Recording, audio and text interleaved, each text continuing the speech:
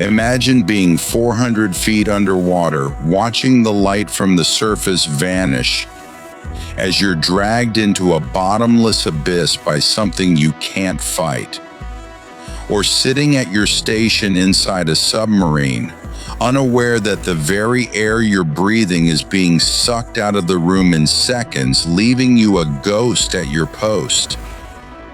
Today we're covering 3 stories where the deep ocean turned into a nightmare. The final story is so gruesome it defies belief, yet every word of it is true. Stay tuned, because you won't want to be alone in the dark after this. In April 2003, the Yellow Sea was calm, but for a Chinese fishing crew, the sight of a lone periscope sticking out of the water was the start of a chilling mystery. A submarine identified as the Great Wall 61 was drifting. No engines, no movement.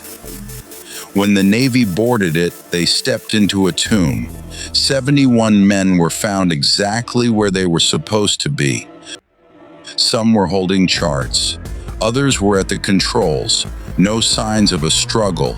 No fire, just silence and darkness. Explain the diesel-electric mechanics. The snorkel valve failed or closed prematurely. The massive diesel engine, needing oxygen to breathe, essentially turned into a vacuum. In under 3 minutes, the air was gone. The crew didn't even have time to realize they were suffocating. They died in place, turning the vessel into a 250-foot steel coffin.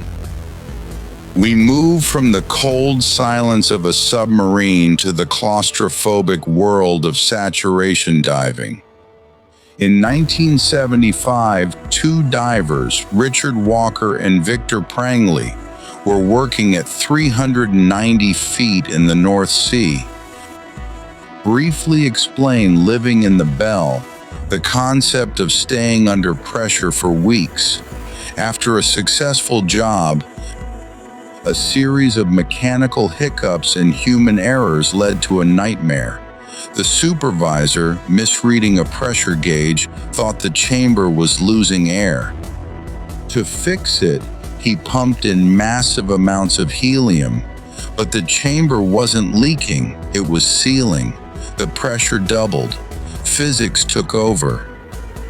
Rapid compression spiked the temperature to 120 degrees Fahrenheit with 100% humidity. The divers were trapped. They couldn't open the door against the pressure. They stripped their clothes and pressed against the cold metal walls, but it wasn't enough. They were essentially cooked alive in their living quarters. Finally, we go to St. Croix, home to the Cane Bay Wall, a vertical drop-off that plunges 13,000 feet into a literal abyss. November 1996. Brett, Robbie, and Rod, 3 elite divers, are collecting traps at 220 feet.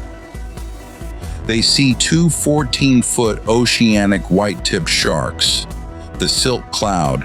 During the ascent, Brett sees Rod engulfed in a cloud of dust. He thinks it's a mechanical failure. It's much worse. Rod is being eaten as Brett tries to pull his friend away. The sharks go into a frenzy. The water turns red.